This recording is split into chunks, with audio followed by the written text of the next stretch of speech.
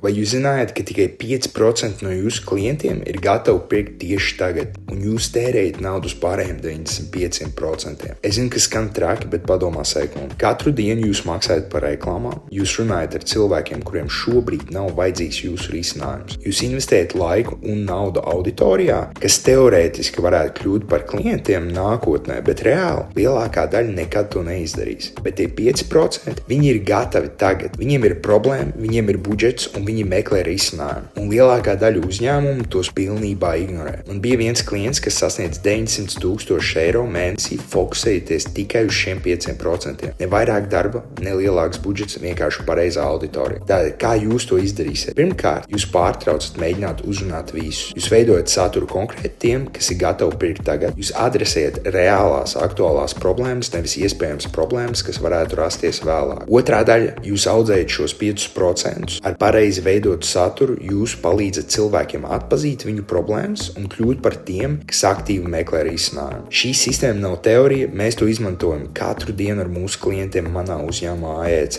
Un jautājums jums, cik no jūsu reklāmas budžeta tiek tērēts uz tiem 5%, kas ir gatavi pirkt šodien?